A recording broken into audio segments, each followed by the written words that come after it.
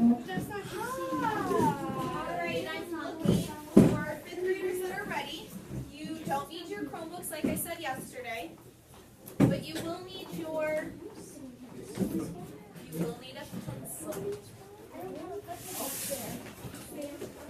You won't need a partner today, but if you would like to sit there, Kyle, would you prefer not?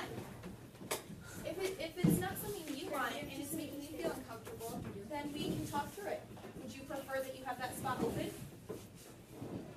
What are you thinking? I'm guessing by his body language, it's not something he'd like. Can we make a different choice? Just so we keep both people having positive thoughts. Okay. If you want a partner, it looks like Sam has joined you up there. Okay. So you won't even need your book today, and you can put your free read books away. You'll need a pencil. So think you already have one of these?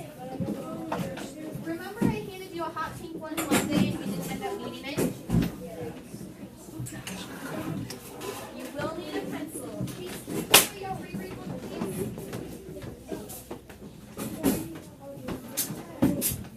Yes, you will want your first and last name on this. This will go free. This will go with our other cardstock sheets that we have kept the whole unit, so you can use them on our next novel unit. So do you have your first and last name on there?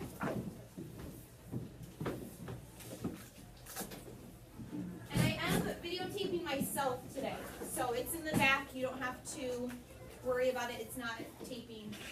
It's not going to be used to hear what you guys say. It's going to be for me to go back and watch it later, okay? And Miss Watson informed me yesterday that I spent the whole day yesterday referring to yesterday as Friday. And no one told me. You guys just let me go the whole time. Well, I was Because we happy. like I was happy Fridays. that you did that. Did you think you wouldn't have to come to school today? Well, I just kinda wanted to feel like it was Friday because I like Friday. Well, I really didn't care. Well, today is Friday. And I didn't have today to is start Friday. Yay. And I am going to teach you a new concept. So we do need to get started.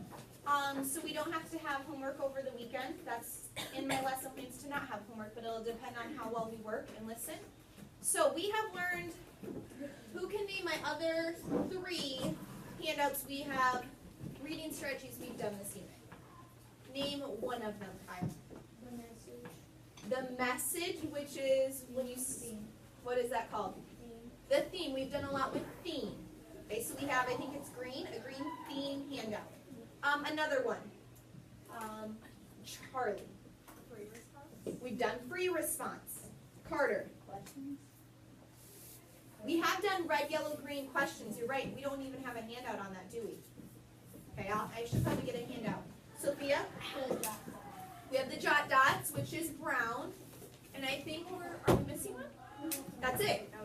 And now you have a pink one is our 5th. Okay? So it doesn't get picked up. Okay, raise your hand if you have annotated a text this year in 5th grade. Okay, raise your hand if you did annotation last year, maybe in 4th grade. Okay, perfect. So this shouldn't be entirely new. I may end up teaching it different than how you did it in 4th grade, and that's fine, and then Miss Watts can decide how she wants to use this. Annotating, everybody say that. Annotating. Or annotation. Annotation. They mean the same things, and what does that mean? All annotating or annotation means is it's taking the thoughts in your head, it's taking the thoughts in your head and writing them down. So raise your hand, thumbs up if you've ever had a thought pop in your head while you're reading any story. You're reading along and something pops in your head. Can anyone give me an example? Sometimes I'm reading and I'm like, oh my goodness, what's going to happen next? This is really suspenseful, or I totally think I know what's going to happen next, like a prediction pops in my head. Thumbs up if you've had those kind of thoughts pop in your head before. Okay, that's what good readers, thumbs down, that's what good readers do. Good readers are always, Kyle, thinking in their head as they're reading. That's how we comprehend or understand what we're reading.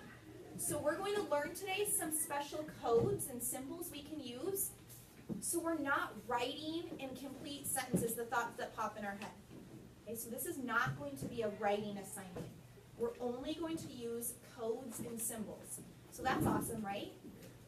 It's just we're going to learn these symbols so we can take the thoughts in our head, write them down right in the story when we have the thought, and then that'll help us go back later and either remember what the chapter is about or remember what we were thinking. So annotating is taking the thoughts in our head and writing them down. Repeat after me. Annotating is taking the thoughts in my head and writing them down. Okay, so that's what we're going to do. You'll see your pink sheet here. It is two-sided. One does say nonfiction, one says fiction. Now, Ms. Watts, I let my students do both sets of symbols on either genre. I think the nonfiction tend to work great even with fiction. And I think the fiction symbols, sometimes some of these symbols fit in a nonfiction story. So that'll be Ms. Watts' call when she uses this next, or any other teacher. But today I'm going to let you use the symbols and codes from either side. Chase, can you tell me, Sounder, the book we're reading, would you call that fiction or nonfiction?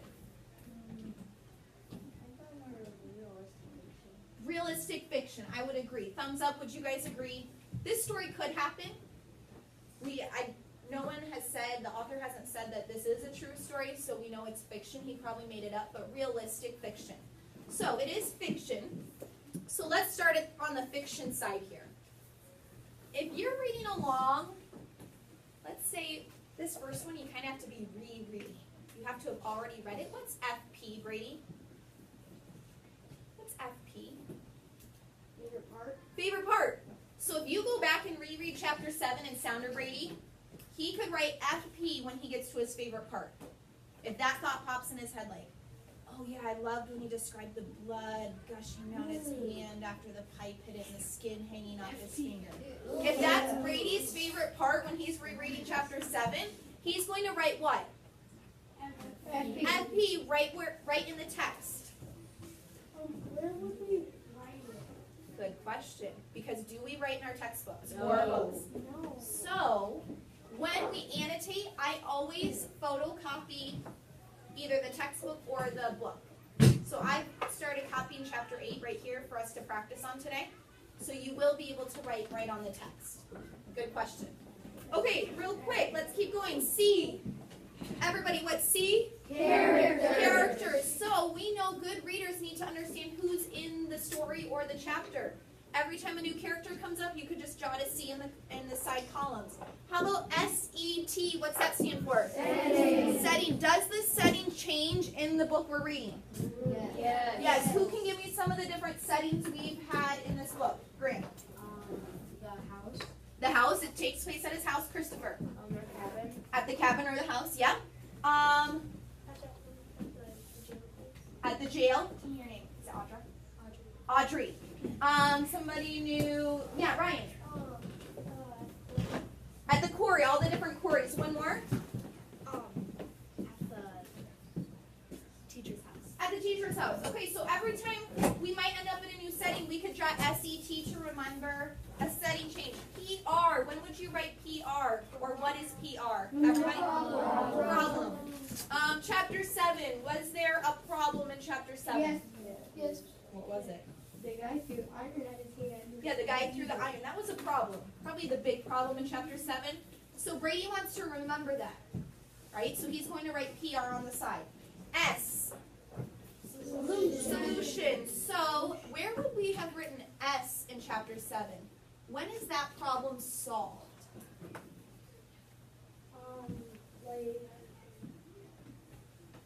Wasn't the boy kind of looking for a friend, maybe?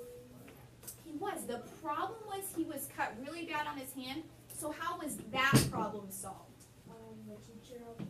The teacher helped him. So towards the end of chapter 7, when he's at the teacher's house and the teacher's cleaning his hands up, we would put an S there to remember that's when the problem was solved. I stands for? Infer. Infer. This is tricky. Infer. Can any of you explain to me what infer means using 5th grade words? I know you've worked with it. Infer. Want to give it a shot, Natalie?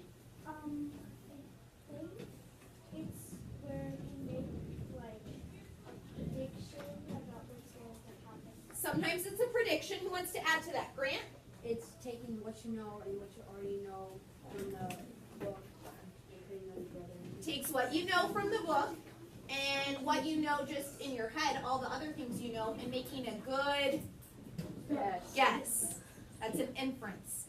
Okay, so we can infer. Oftentimes it is, Natalie, a prediction.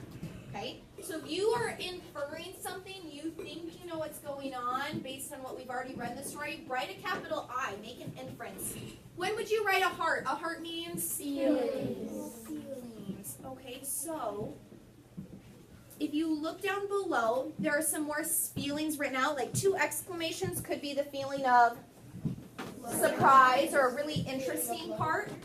I probably would have put exclamation points when the boy's hand is bleeding. Like, I was really surprised how kind of gory the author went with it, and I was surprised that the guard treated a boy that way. So I could put some, or his arm, what's it, his arm? His hand, finger. A star would be a part I want to remember or that I think is really important. Okay? So a star. A happy face would be, I like this. Brady, what would be a sad face? I don't like this. I don't like this. Okay, I'm going to skip my infinity symbol. Do you guys see that sideways figure 8? Skip that one. I don't like students using that because I have better ones on the back. Okay? The connection ones on the back are more specific. What's a box around a word? I don't know. What's the box around the word? Yeah. I don't know this. I don't know this word.